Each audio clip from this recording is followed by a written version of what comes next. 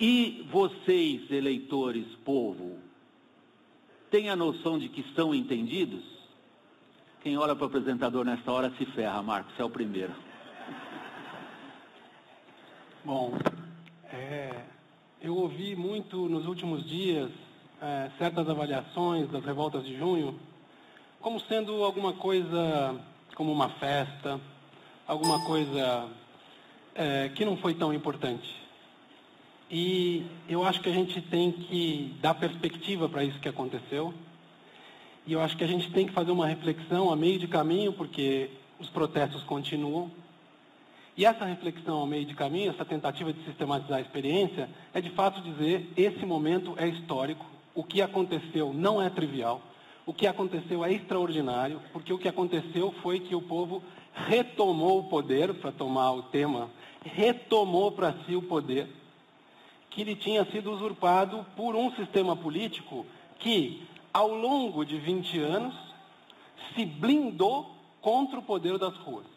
Foi uma construção de 20 anos para se blindar contra o poder das ruas. Posso interromper nesse momento? Claro. Porque o que você acabou de falar é retumbante. Você acabou de dizer o seguinte: o povo retomou um poder que havia se blindado em relação ao povo durante os últimos 20 anos. Você concorda, André? Afinal de contas, você foi poder. Não faz 20 anos? Nunca fui governo, né? Ser governo, não. Eu fui tecnocrata, é um pouco diferente. Quer dizer, você foi vidraça, agora você é pedra, mas enfim.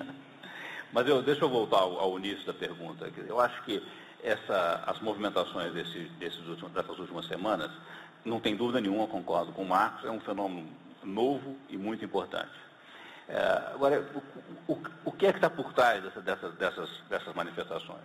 Eu acho que tem dois eixos. O primeiro, mais evidente, é uma crise de representação.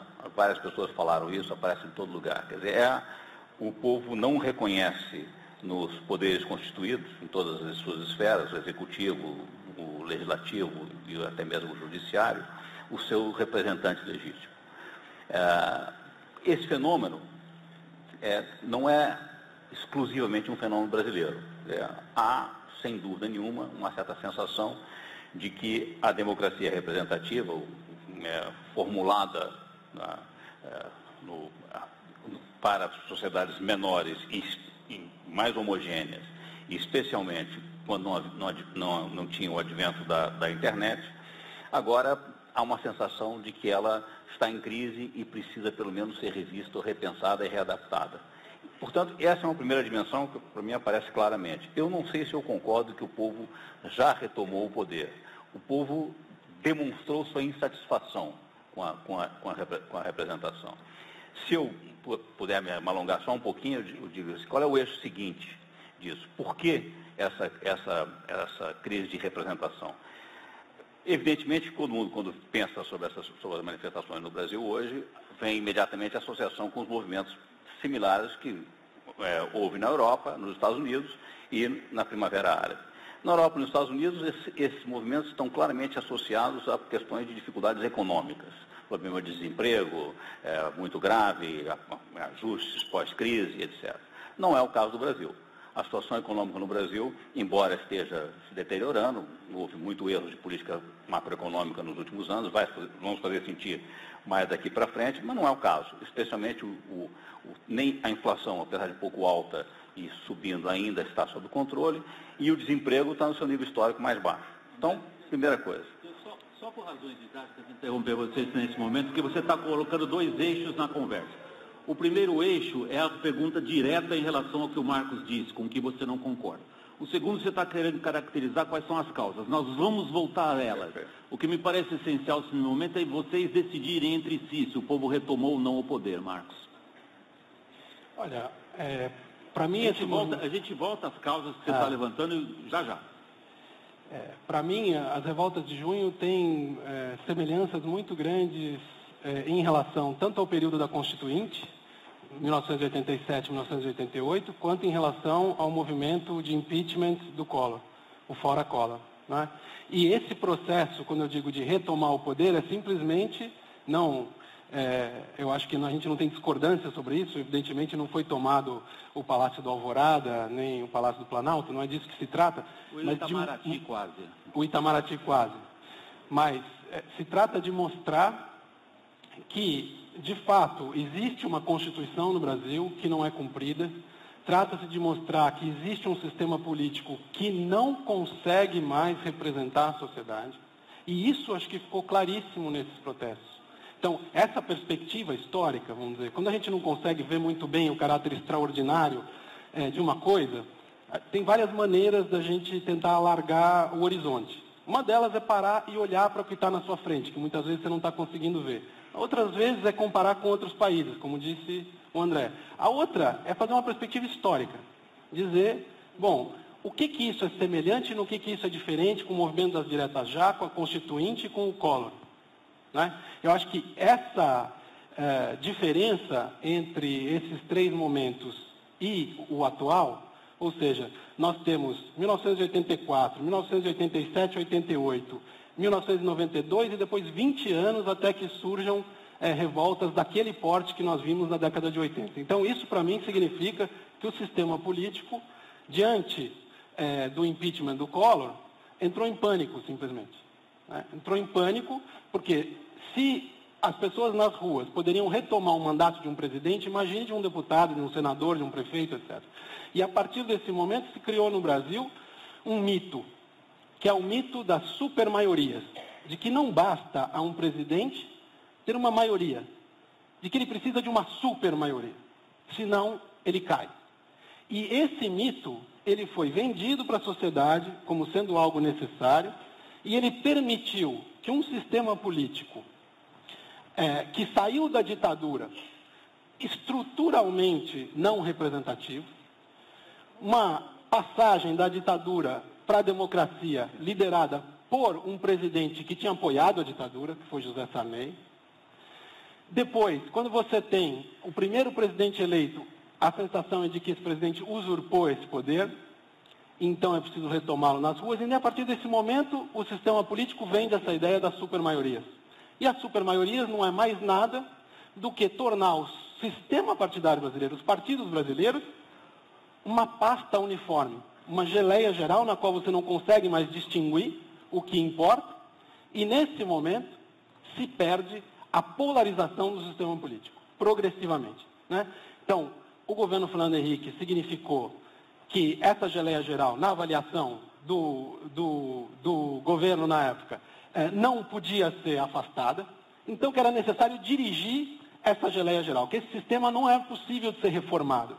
Nesse momento, o PT surge como oposição e vai concentrando as forças de oposição. O Lula chega à presidência da República com duas missões históricas. A primeira, reformar radicalmente o sistema político para terminar com essa geleia geral. A segunda, diminuir radicalmente as desigualdades do país. O que acontece em 2005? Em 2005, o mito da supermaioria cai de novo na cabeça do Lula sob a forma do mensalão. Nesse momento, ele faz um pacto com esse sistema político e faz um pacto com as forças sociais que ele representava, dizendo, olha, não é possível fazer as duas coisas. Se eu quiser diminuir desigualdades sociais, eu vou ter que fazer um pacto com esse sistema político que deveria ser reformado. Marcos, tá certo?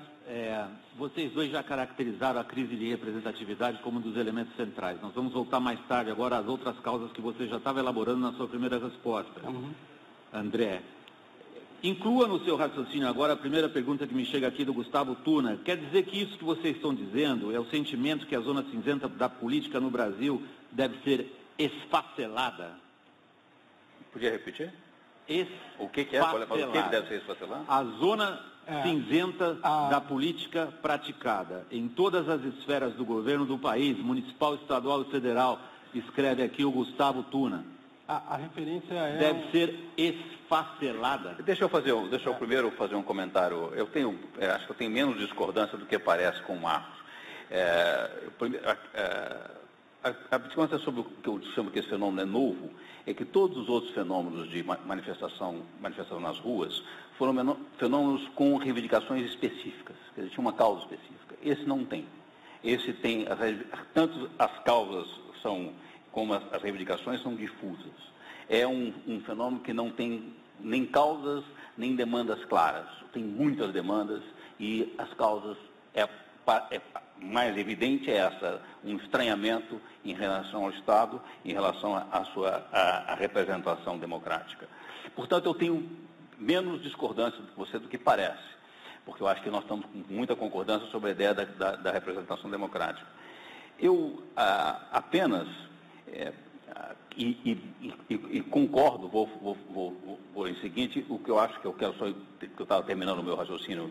Primeiro é que eu acho que a razão disso é que o Estado brasileiro, e digo o Estado e não o governo, porque acho que o problema transcende governo, inclui também as oposições todas, hoje tem uma noção, um projeto de país nacional que é um projeto que se tornou anacrônico, que não coincide mais com os anseios, as demandas da sociedade.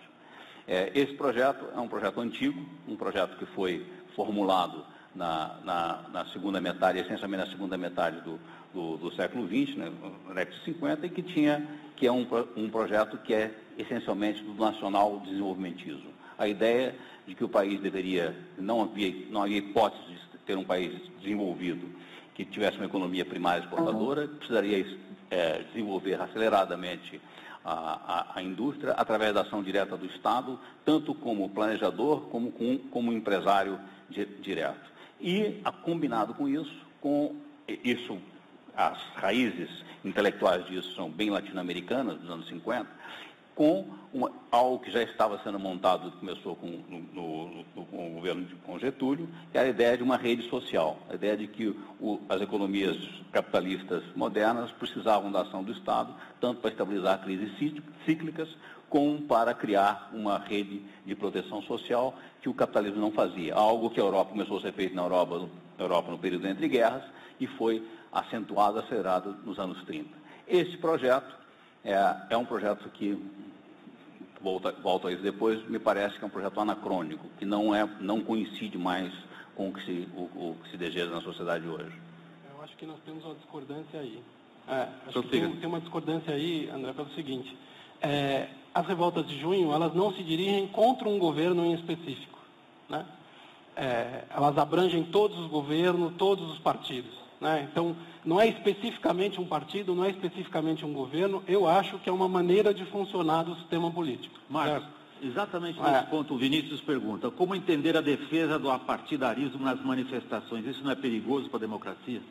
É muito, muito importante essa pergunta, porque, veja, com essa blindagem do sistema político, no momento em que todo mundo está dentro do governo e que todo partido, no fundo, quer ser um grande PMDB ou um pequeno PMDB, não é?